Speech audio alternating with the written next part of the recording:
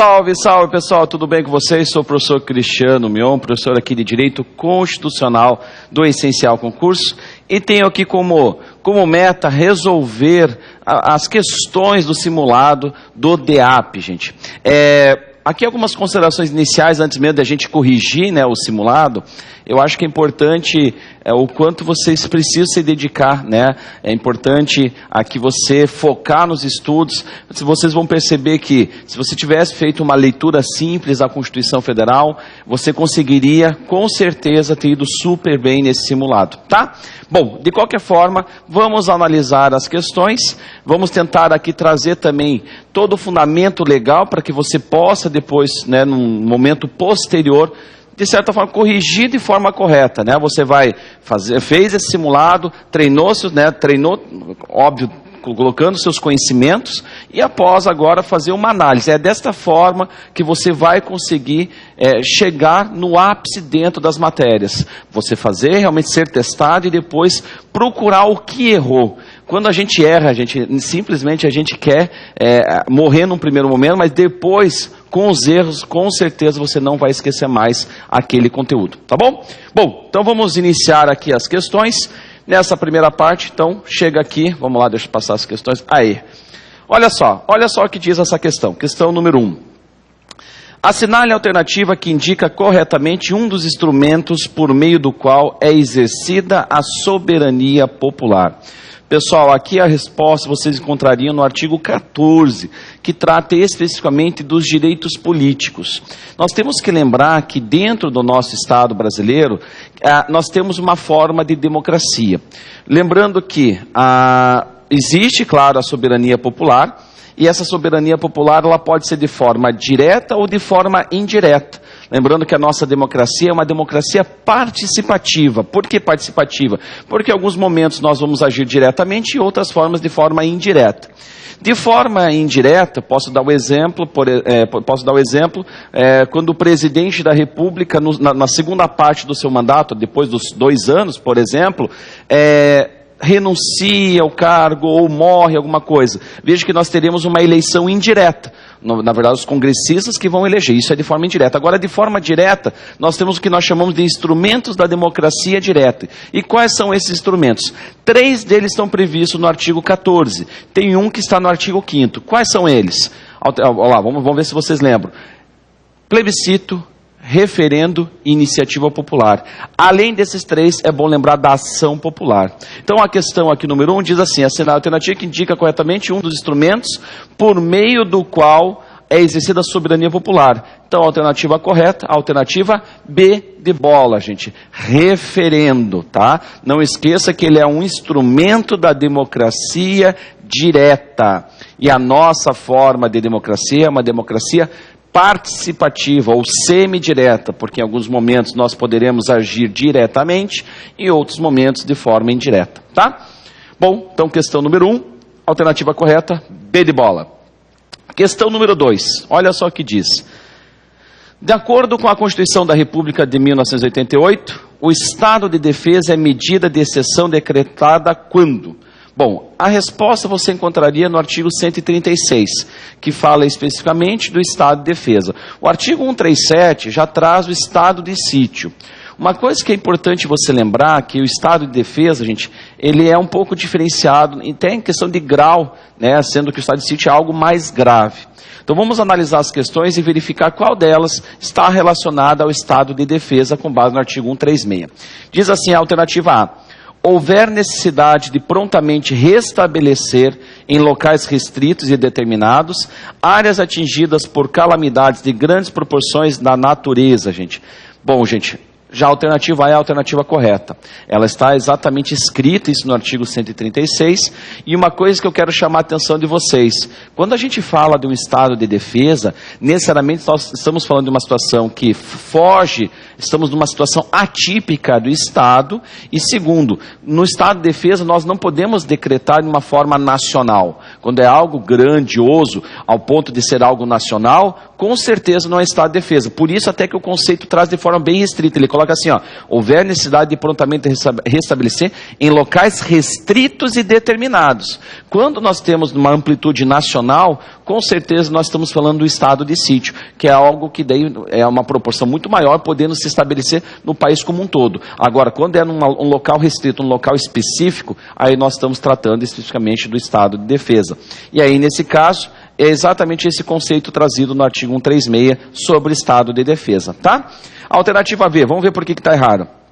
Houver declaração de estado de guerra pela presidência da República após a autorização do Congresso Nacional. Se você for ver o artigo 137, você vai ver que esse aqui é um caso de estado de sítio. Alternativa C, for verificada comoção grave de repercussão nacional, também mais um caso de estado de sítio, bem como houver necessidade de resposta à agressão armada estrangeira, estado de sítio. Aí colocaram uma outra coisa, comprovada a falta de efetivo militar para policiamento extensivo, mas isso aqui é somente para preencher aqui as alternativas. De qualquer forma, a alternativa correta, conforme o artigo 136, lembrando que o estado de defesa, ele tem um prazo, isso aqui é só para complementar o seu estudo, prazo de 30 dias, podendo ser renovada por mais 30 dias. Caso não seja o suficiente esse prazo para tentar restabelecer a ordem, aí nesse caso poderá se transformar em estado de sítio, tá? Mas de qualquer forma, a questão número 2, a alternativa correta, a alternativa A. Então essa aqui foi a questão número 2.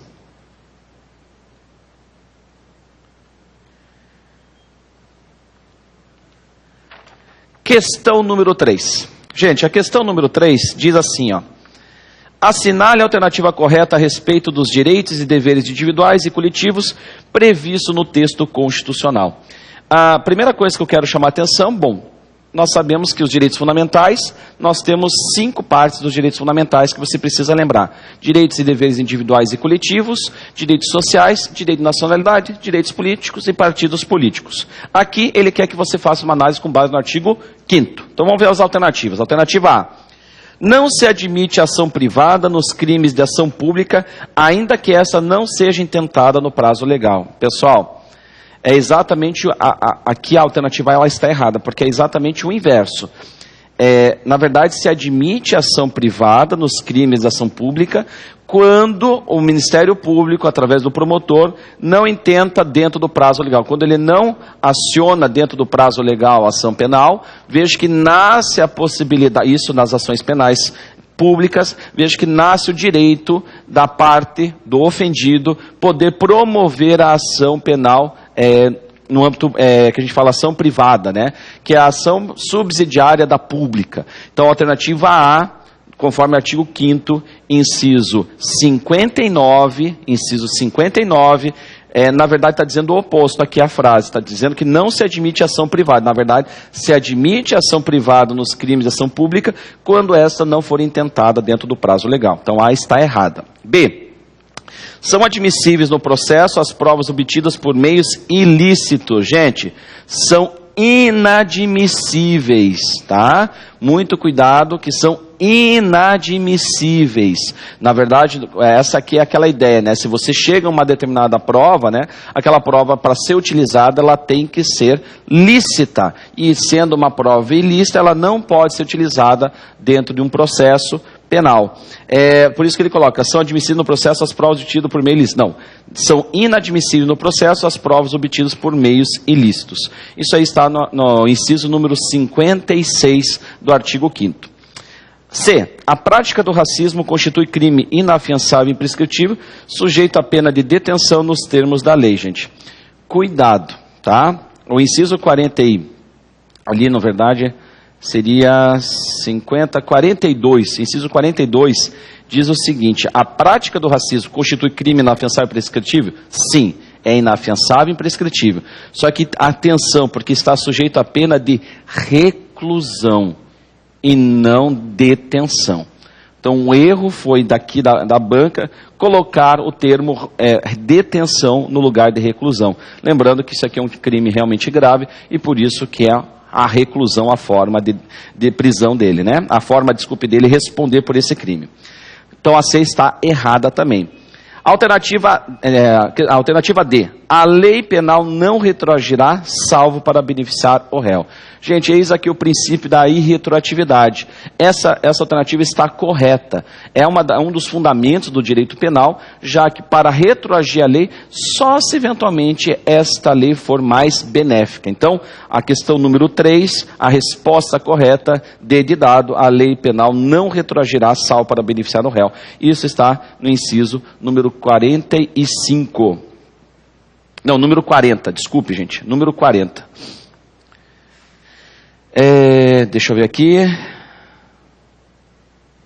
E aí? O preso não possui direito à identificação dos responsáveis por sua prisão e por seu interrogatório policial. Errada, gente. Na verdade, depois que veio a Constituição Democrática de Direito, a nossa Constituição de 88, ela traz exatamente uma informação oposta. Ou seja, o preso ele tem sim direito à identificação dos responsáveis por sua prisão, bem como pelo seu interrogatório, conforme inciso número 64. Então, a alternativa correta da 3, a alternativa D de dado.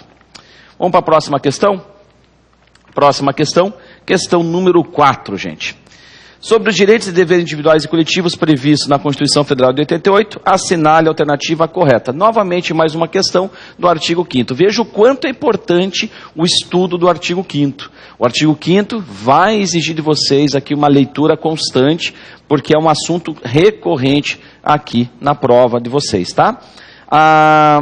Sobre os direitos e deveres, então vamos ver. É plena liberdade de associação para fins lícitos, inclusive a de caráter paramilitar. Gente, veja que a associação é permitida, não é obrigatória a autorização do Estado, mas nós não podemos ter uma associação de caráter paramilitar. A Constituição veda isso. Por isso, isso está previsto até por sinal no inciso 17 e, na verdade, o erro é dizer que pode existir de caráter paramilitar. Então, é errada a alternativa A. Alternativa B. É livre a manifestação do pensamento, sendo permitido anonimato, gente. Cuidado, artigo 5º, inciso 4, diz o oposto, que é vedado o anonimato. É óbvio, a pessoa falou, é óbvio que a parte contrária, que de alguma forma sofreu com essas manifestações, ela tem o direito de resposta. Então, por esse motivo, a Constituição veda o anonimato. Então, a alternativa também está errada. Alternativa B. C. É livre a expressão da atividade intelectual, artística, científica e de comunicação, mediante autorização ou licença. Gente, isso não pode acontecer. Já acabou a época militar, onde tinha censura ou tinha que pedir licença para essas manifestações.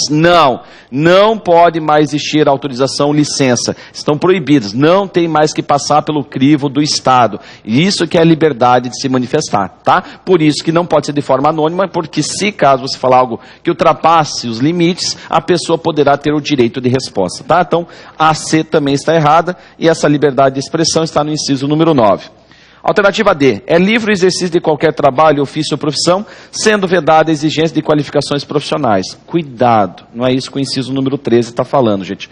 O inciso número 13 dá liberdade para que você possa trabalhar no que você quiser, a não ser naquelas situações específicas onde a lei restringir, ou a lei estabelecer uma regra para você poder exercer determinada profissão. Óbvio, você pode exercer qualquer profissão. Eu quero ser vendedor, não importa.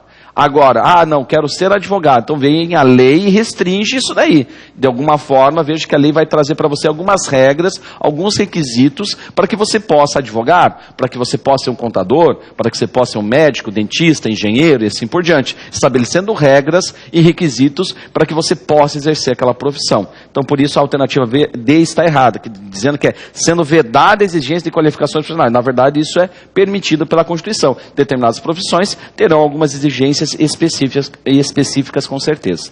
E a alternativa E. É assegurado a todos o acesso à informação e resguardado o sigilo da fonte quando necessário o exercício profissional. Eis a nossa alternativa correta. O inciso da alternativa D era o inciso número 13, tá, do artigo 5º.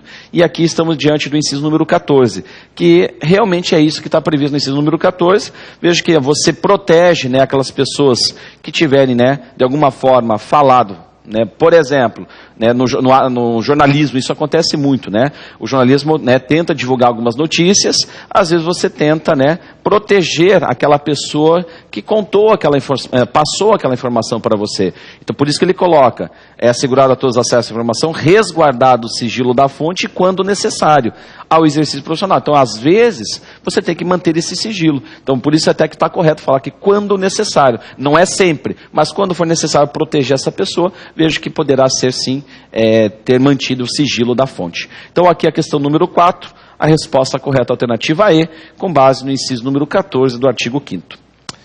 Questão número 5, gente. Questão número 5, diz assim: assinale a alternativa que indica corretamente o crime que, de acordo com a Constituição Federal, é considerado imprescritível e inafiançável. Vamos ver então quais são os crimes. Lembrando que aqui, essa parte da Constituição, né, que começa ali no inciso 42, 43 e 44, são os 3 incisos que tem que fazer a leitura em conjunto, trazem exatamente esses casos de crimes inafiançáveis, imprescritíveis e insuscetíveis de graça ou anistia. Olha só, então, questão número 5, crime de ordem tributária, crime de tráfico de drogas, crime de racismo, estupro ou extorsão mediante sequestro, gente. Dentre os crimes que foram relacionados aqui, que é considerado um crime inafiançável e imprescritível, é, na verdade, a alternativa C, o crime de racismo, conforme inciso número 42, tá? Gente, isso aqui é um assunto que é recorrente em prova, então atenção, na verdade, com esses crimes que são considerados imprescritíveis, insuscetíveis de graça ou anistia,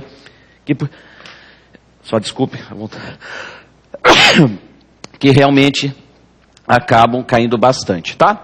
Cuidado com essa parte aqui, crime de racismo. Os incisos 43 e 44 também são importantes a leitura, gente. Eu até vou agora falar um pouquinho mais aqui a título para que vocês possam tomar cuidado. Os incisos estão repetindo, 42, 43 e 44. 42, 43 e 44. Eu sempre falo assim, dou uma sugestão nas minhas aulas. Inciso 42 e 44, faça a leitura em conjunto. Nós estamos falando ali do crime de racismo e estamos falando também, deixa eu só achar aqui, desculpe, inciso 41, 42, cadê você? Aqui, ó. Olha aí. Além dos grupos armados, eu sempre coloco, né, eu escrevo aqui para os alunos, que tanto o crime de racismo quanto de grupos armados, que de alguma forma, tanto grupos armados, tanto civis ou militares, contra a ordem constitucional, nesses 2 casos, racismo e grupos armados, nós estamos diante de um crime inafiançável e imprescritível. O inciso 43 traz os demais crimes que são também inafiançáveis, tá? Só que daí são casos são crimes insuscetíveis de graça ou anistia. Graça e anistia são formas de perdão do Estado. Aí nesse caso nós temos a tortura, tráfico de entorpecentes, terrorismo e crimes hediondos. Então, acabamos aprofundando um pouquinho mais, mas lembrando da necessidade da leitura desses 3 incisos. Repetindo então, incisos 42 e 44, que falam do racismo e grupos armados, crimes imprescritíveis e inafiançáveis. E os demais crimes que eu mencionei são tanto inafiançáveis e insuscetíveis, porque não é cabível. Insuscetível é não cabível, né? É graça e nem anistia. Daí, nesse caso, são os demais crimes do inciso 43.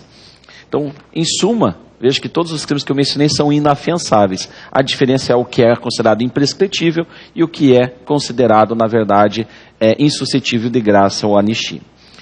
Questão número, vamos lá para a próxima, questão número 6, gente, questão número 6, diz assim: de acordo com a Constituição Federal de 88, ao tratar da nacionalidade, é correto afirmar, procurando a questão correta. Nesse caso, ele diz assim: são privativos de brasileiro nato os cargos de deputado federal e senador, gente. Preste atenção, cargos de deputado e senador. Muita atenção, pois o artigo 12, parágrafo 3º, traz para a gente quais são os cargos privativos de brasileiros natos. E aí, nesse caso, tem a dica, por sinal, do que nós chamamos do mp3.com, que é o MPPPCOM, tá? Lembrando lá para a sua prova. ministros do STF, presidente da República e o seu respectivo vice, presidente da Câmara dos Deputados, presidente do Senado, carreiras diplomáticas, oficiais das Forças Armadas e ministro da Defesa. Ok? Eis a dica. Isso aqui cai muito em prova, gente, então fique atento. mp3.com, mp3.com, tá? Ministros do STF, presidente e vice-presidente da República, presidente da Câmara dos Deputados, devo colocar aqui deputados, presidente do Senado, carreiras diplomáticas, oficiais das Forças Armadas e ministro da Defesa. Veja que em momento algum eu falei senador ou deputado. Para ser deputado, para ser senador, não tem problema ser brasileiro naturalizado. O problema é somente o caso do presidente da Câmara e o presidente do Senado, tá? Então, para ocupar esses cargos, necessariamente no momento que a pessoa consegue ser eleita, ela precisa ser brasileira nata. B. Os estados, Distrito Federal e os municípios não poderão ter símbolos próprios. Gente, lembrando quais são os símbolos próprios. O que é considerado símbolos? É só vocês lembrarem, né, de Bahias, tá? Bahias. Eis a dica. Bandeira, hino, armas e selo, gente. Selo. Nesse caso, eis a dica aqui para você lembrar. Estes símbolos próprios, isso é somente da República Federativa do Brasil? Não. Tantos estados, Distrito Federal e municípios poderão ter símbolos próprios também. Então, a alternativa B também está errada, e está lá no artigo 13, parágrafo 2º. Aqui, artigo 12, parágrafo 3º, artigo 13, parágrafo 2º. Alternativa C.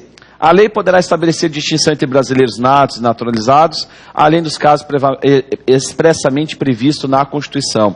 Cuidado com o artigo 12, parágrafo 2º, deixa claro para a gente que quem pode fazer qualquer tipo de distinção é somente a própria Constituição. A lei não pode, em hipótese alguma, criar distinções entre brasileiros natos ou naturalizados. Por isso, a alternativa C está errada. D. Será declarada a perda da nacionalidade do brasileiro que tiver cancelado a sua naturalização por sentença judicial em virtude de atividade nociva ao interesse nacional, gente. Veja que essa alternativa correta é uma das formas que você pode perder a nacionalidade. Aqui é destinada para os brasileiros naturalizados. Se um naturalizado cometer alguma atividade nociva que envolva o interesse nacional, exemplo, um ato terrorista, veja que vai existir um processo judicial em que o Ministério Público Federal, através do seu Procurador da República, promoverá essa ação penal, e essa pessoa, no final do processo, caso seja considerada culpada, poderá perder, no caso, a nacionalidade brasileira e automaticamente, né, perderá a sua respectiva naturalização. Eis aqui a resposta, né, está no artigo 12, parágrafo 4º, inciso 1. Tá? Essa é uma das formas de você perder a nacionalidade. Outra forma, para a gente relembrar rapidamente aqui, é quando você adquire outra nacionalidade, exceto em duas situações. Se você aceita outra nacionalidade, você perde a brasileira, exceto em duas situações. Quando você adquire a dupla cidadania, é uma situação que você não perde a brasileira, fugindo então da regra geral, que é adquirir outra nacionalidade, e outra exceção é quando é por imposição do Estado e você está morando fora, né? Seja para trabalhar, seja para estudar ou qualquer outra situação. Se o Estado estrangeiro te impõe, aí você não perde a brasileira. Agora, nas outras situações onde você adquire outra nacionalidade, você perde a brasileira. Dê então a alternativa que você deveria assinalar. E a alternativa E: são brasileiros natos que, na forma da lei, adquiram a nacionalidade brasileira, exigida aos originários de país de língua portuguesa, apenas residência por ano ininterrupto e idoneidade moral. Gente, ele está escrito assim, ó, são brasileiros natos, os que na forma da lei adquirem a nacionalidade brasileira, exigidos. Veja que um português, gente, existe, né, dentro da Constituição, a possibilidade do brasileiro o português adquirir, né, a sua respectiva nacionalidade, ele não precisa nem sequer adquirir a nacionalidade. Existe o que a gente chama de quase nacionalidade. E aí, nesse caso, ele coloca, são brasileiros natos. Não, são brasileiros naturalizados, tá? Os que, na forma da lei, adquirem a nacionalidade brasileira, exigido aos originários de país de língua portuguesa, apenas residência por um ano interrupto e idoneidade moral. Então, o erro aqui da questão E é que nós temos brasileiros naturalizados. É uma forma de naturalização.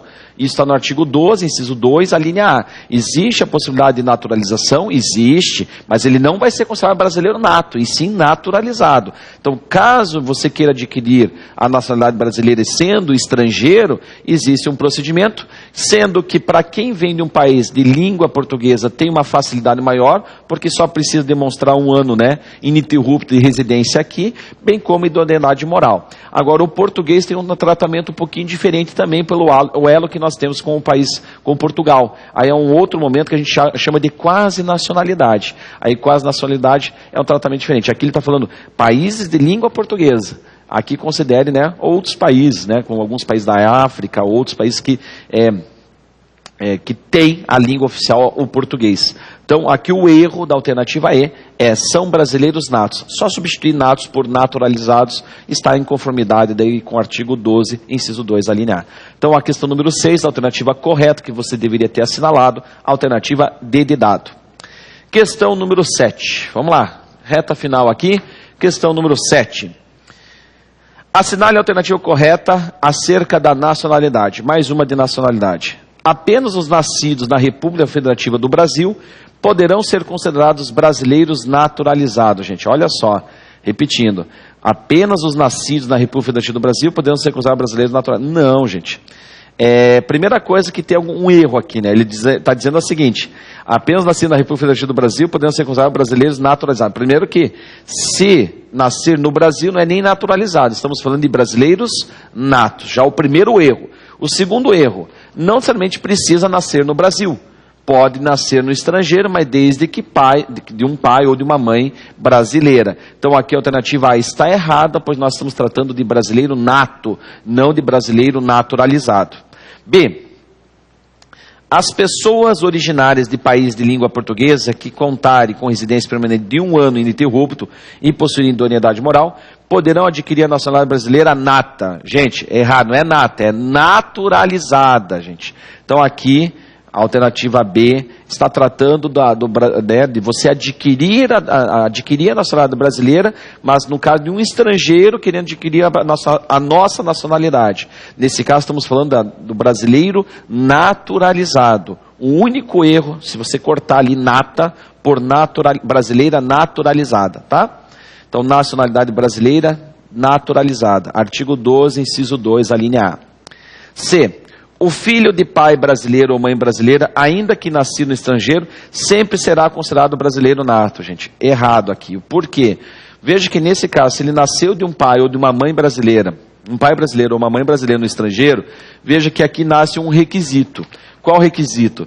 Que os pais, né, têm que ir até uma repartição brasileira para registrar essa criança, aí sim, a partir desse momento passa a ser brasileiro nato, ou caso ele alcance a maioridade, depois dos 18 anos, ele decida residir aqui no Brasil. Aí, a partir desse momento, que ele vai ser brasileiro nato. Então, veja que existem esses dois, ou ir para a repartição brasileira, ou residir no Brasil depois dos 18 anos e solicitar a sua nacionalidade. Aí sim, a partir desse momento, ele passa a ser brasileiro nato. Da forma que foi colocado, nascido de pai ou de mãe, já é brasileiro? Não, precisa do registro na repartição brasileira. Precisa, depois de maior, caso os pais não tenham feito, né, quando pequeno, na repartição brasileira, depois que ele completa 18 anos, vir aqui para o Brasil, querer residir aqui e dar entrada no seu respectivo pedido, tá?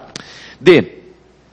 Passados 10 anos de residência ininterrupta na República Federativa do Brasil, poderá o estrangeiro de qualquer nacionalidade requerer a nacionalidade brasileira. Estamos falando aqui do brasileiro naturalizado novamente, só que o prazo para você adquirir não são 10 anos, e sim 15 anos, conforme artigo número 12, inciso 2, a linha B, gente. O tanto que a gente fala, né, que é a forma quinzenária, né, para você adquirir a nacionalidade brasileira. Então, são 15 anos ao invés de 10 anos. Por isso, a alternativa D também está errada. E a alternativa E.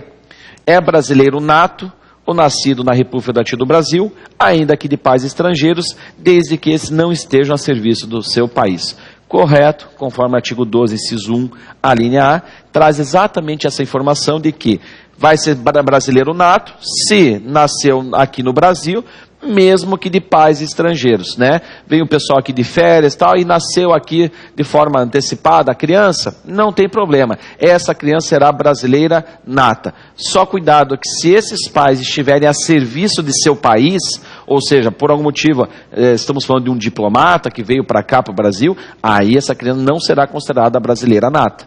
Mas se não estiver a serviço do país, veja que esta criança sim será considerado brasileiro, será considerado brasileira nata, e é isso que está previsto no artigo 12, inciso 1, a linha A. Então, a questão número 7, alternativa correta, alternativa E.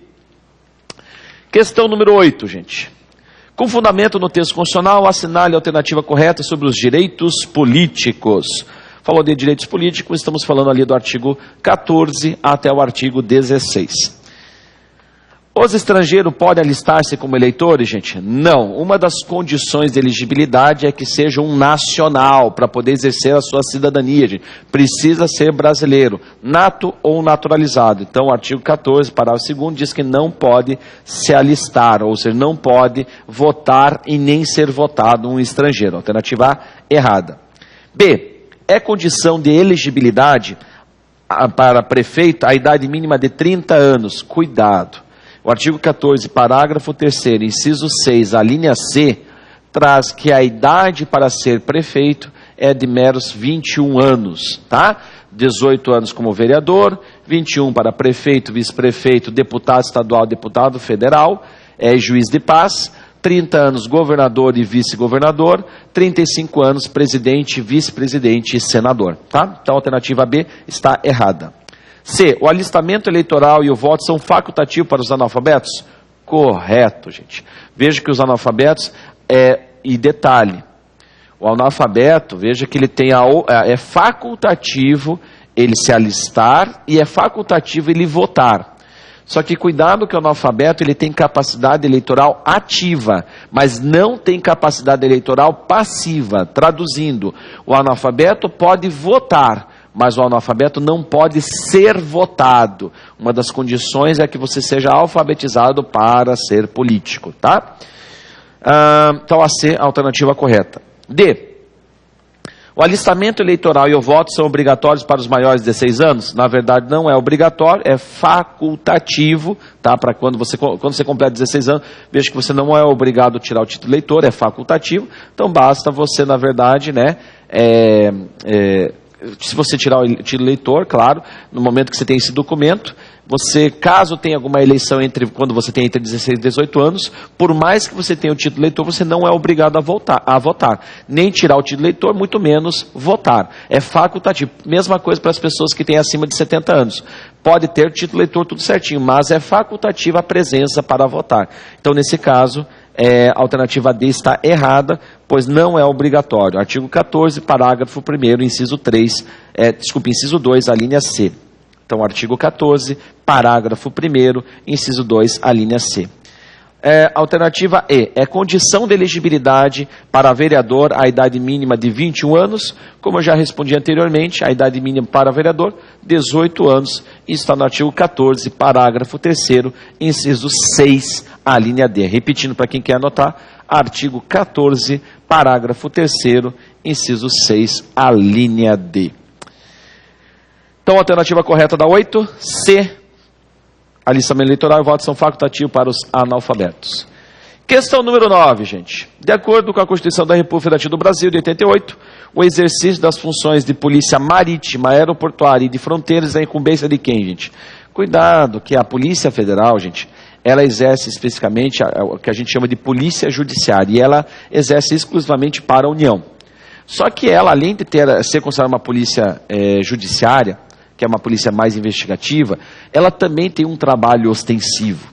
E uma das suas atribuições é exatamente essa, polícia marítima, aeroportuária e de fronteiras. Então, a alternativa correta, com base no artigo 144, parágrafo 1º, a alternativa C, tá? Polícia Federal. Federal. Então, questão número 9, resposta correta, C, Polícia Federal, com base no artigo 144, parágrafo 1º, inciso 3. E a última questão, que trata de ordem, né, da ordem social, que diz assim: constitui objetivos da ordem social o trabalho, o bem-estar, a justiça social e a educação. Gente, isso está no artigo 193. É o primeiro artigo que inicia, dá o pontapé ao capítulo ordem social. E ele traz lá, na verdade, como objetivos, tanto o bem-estar, bem como a justiça social. Por isso, a alternativa correta é a alternativa B de bola, que diz que elas estão corretas as afirmativas 2 e 3. Pessoal, então corrigimos as questões do simulado, né, no qual, né, vocês tiveram a possibilidade de resolver. Espero que vocês tenham, né, compreendido, né, e que agora, nesse momento, consigam refazer e observando os erros, caso você tenha cometido. E óbvio que aprofundando ainda mais naquilo que você acha que tem que aprofundar, tá bom? Um grande abraço e até a próxima.